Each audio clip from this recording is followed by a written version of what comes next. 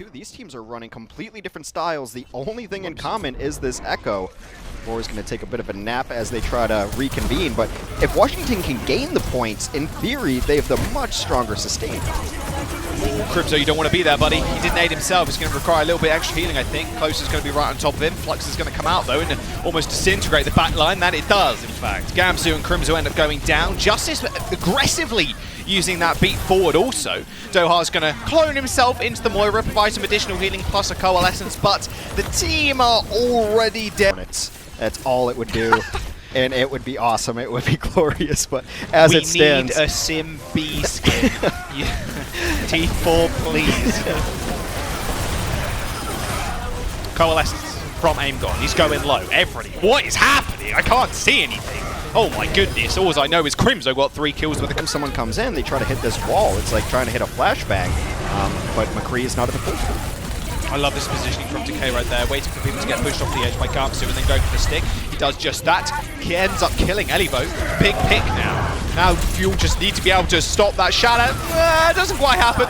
Roar lays them all down on their back. They get kept alive though as Doha changing over to the Sigma. Doesn't quite get ult off, was only a little bit away, but it does the damage and it created the space that they needed. Corey's almost got another Blizzard online, so Fuel needs to take over this point ASAP to make sure Corey's not in a position to use it. They all get naded too, so they aim to play back a little bit more. A 1v1 in the skies, this time it's against Tuber and Note ends up coming up big.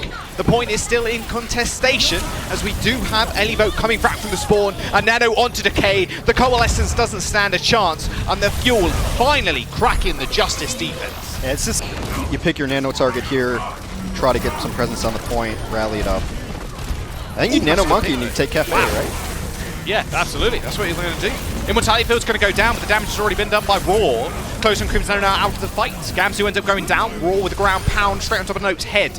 Another kill onto Closer will just do it. And the Justice, they find the 33% that they needed. A little bit of a struggle towards the end, but they still managed. As every assault map goes, it is more of a snowball than anything else. Corey trying for something rather cheeky. He throws it on in, but Roar actually ends up going down. He is still in the back line, doesn't quite manage to get to Gamsu. The rest of his team are going to follow him up. In Immortality Field to save Closer side for the time being, as Decay also ends up falling. Elivo is just getting rounded upon as Doha ends up copying the Mei. And now it is all falling apart from the Justice. Corey's little funny escapade into the back line of the Fuel not working so far.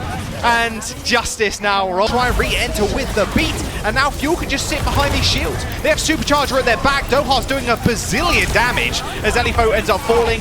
The Beam of Death not quite finishing off Arc, but the Fuel are in such a good point now, where the Justice have to trickle themselves onto the point and try and find one pick, but it looks almost impossible. Corey comes in with a Blizzard. No, it's going to fall pretty down low and ends up falling out of the fight. Closer ends up keeping him alive, keeping Doha up as well. And now Doha even copying the Sigma. This feels all over. There's no way the Justice get back up to try and negate some of that damage. Doha potentially moving into a place where he can use Duplicate though. I think he wants the Ryan here. He does. Oh, absolutely, surely. There it is. From the skies, the enemy AC-130 doesn't quite hit the flame strike, but it doesn't really matter all too much. Can keep on swinging. Self-destruct's actually a really good mitigation tool here. It actually kills off Gamsu. Shatter on the side. That was a 180. Corey on the floor. Beautiful defense matrix to stop that fire strike, but he still ends up going down. The charge in from Doha doesn't quite connect with anything, but his team are there to clean them up. Roar gets incinerated by Doha as they continue to hold this point. Now with a lesser time of proving his worth, that is for sure. Beat is going to come through as well as that Coalescence for the Justice. There's 2 supporters already down and Corey on the sideline trapping up Crimzo as well. Defense Matrix is going to save his life. Oh, the Blizzard still comes out though. He ends up falling, which is going to be just Justice are pushed back eventually as Fuel, in what seems to be a miracle hold, has managed to keep on to this point. 8 seconds remains now for the Justice to try and touch. I don't know if they're going to get their Primal Rage is up to deny anyone coming in. They do beat and get in. Crimzo has got Transcendence as well. So many ults available for the Fuel. The offensive Molten Core coming out, but it's not going to be enough. The monkey at the gate was enough to see them through the side. Lasher receives the beat to stay alive though. Shax with a Death Blossom in the back. Can he get it off? The beat from the rain might see him through it. The boop onto Shax as well to prove that he has no damage in front and no business being there either. Apply just transforms into the Rhyme. Is this fight ever going to end?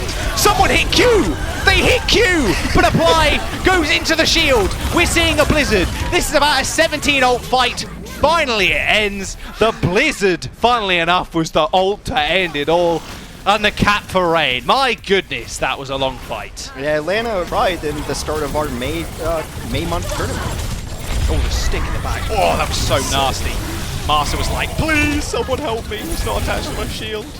Pokepo ends up going down. That'll be a big reset there for the Valiant. They do at least get a little bit of extra. Sorry, a reset for the rain, sorry. They get a bit of extra time, of course, and a couple of ults.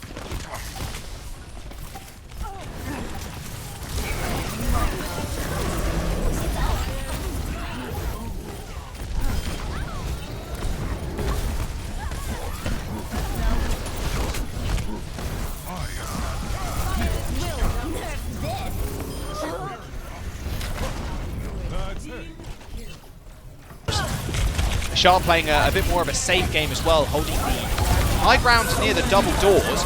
A dive into the back line for Shax as FRD ends up going down. That Coalescence doing a whole bunch as well. Beautiful stick by Edison though, finishing off Rain. One support each now for both sides as he ends up getting taken out. This is a back-to-back, like this is the biggest trade of the century. Shax gets a beautiful kill into Dogman. Sharp's going to get finished off as well. Shax, Tracer God, ends up with that. Look at the peel. Oh, the interrupt. Oh my goodness. Bad. The frame perfect. Master ends up interrupting Shax's ult. No pulse bomb. There's a pulse bomb though, and a grab right on top of each other. There's some Pokemon Master clean that one up. Beautiful combo, and that'll be it.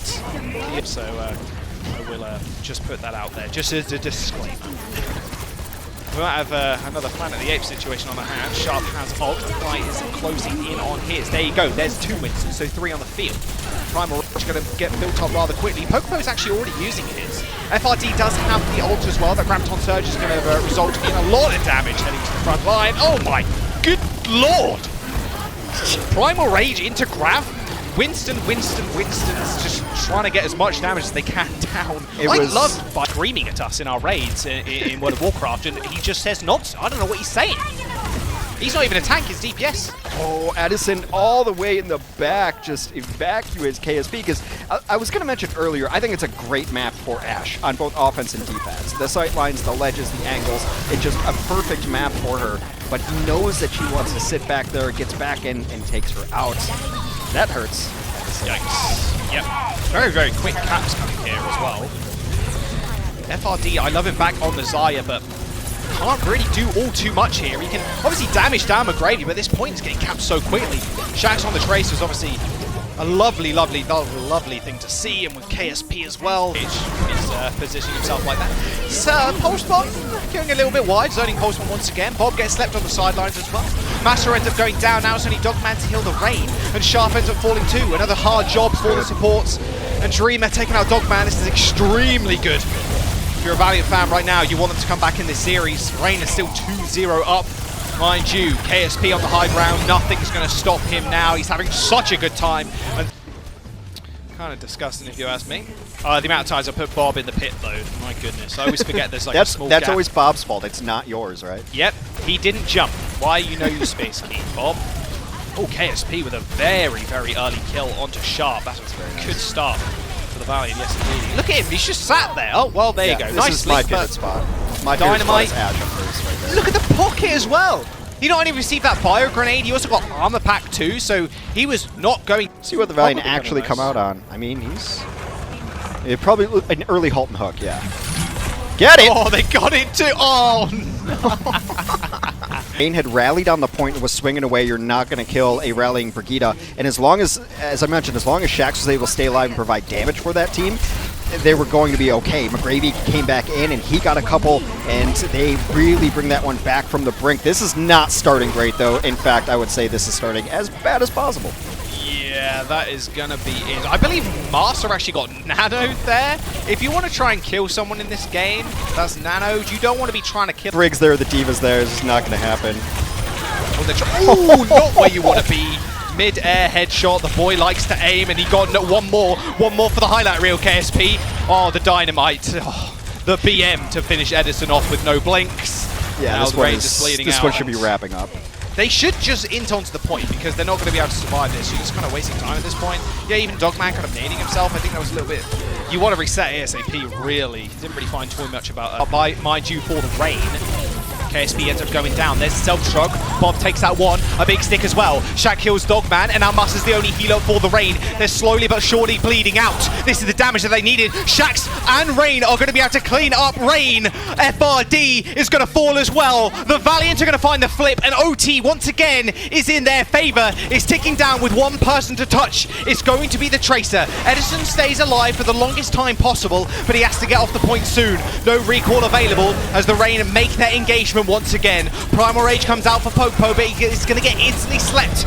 Dreamer unleashes one of his own as Edison ends up going down. The nade onto Popo sends him basically to the grave. He has to play so passive now. He ends up falling as the Coalescence wasn't quite enough then to heal him up. Dreamer stays alive against all odds, and the Rain once again in their last stage of this map to try and fight their way back in. Dogman finds Lastro eventually, and the Pulse Bomb from Shax is ready to be unleashed. The beat just in time from Master to try and find a little something extra. The gun down onto FRD might have just done it. They have. The Valiant come back with a clean 3-2. Well, there's the window of pain. Just really so much damage forward. You can see the Outlaws struggling to actually get onto the point at this point. Dante ends up going down to Moth as Striker continues to hold this high ground, and Rascal just doing whatever he pleases, going for the big flanks and the kills. That's a triple for the Echo.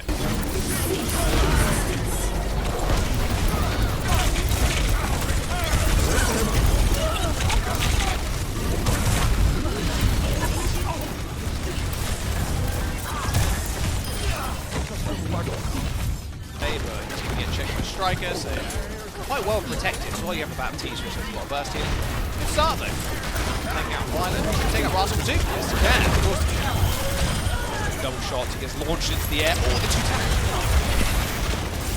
A couple of nice kills. It's going to send San Francisco packing. San Francisco would like to get a trade here because they're going to spawn earlier. Lynxer with his third so far in the defense. He's very much off in their faces, not really respecting Lynxer and Dante damage. Although Raucus ends up going down with the Violet taking two. In fact, Lynxer falls.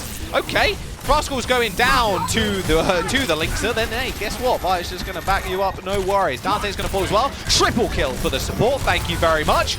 Almost a quad kill as Moomer ends up going down. That's how you carry as a battle. This is going to be so big. Of course, they managed to make it back in time. Window's going to open up the fight as Violet ends up going down. No, they're only relying on Moth healing. Rascal's on the side, playing a little bit too aggressive. Ends up being taken on by Meko. Meko with 2 kills, and now Lynx is sitting behind the window doing so much damage. Meko with 3, in fact.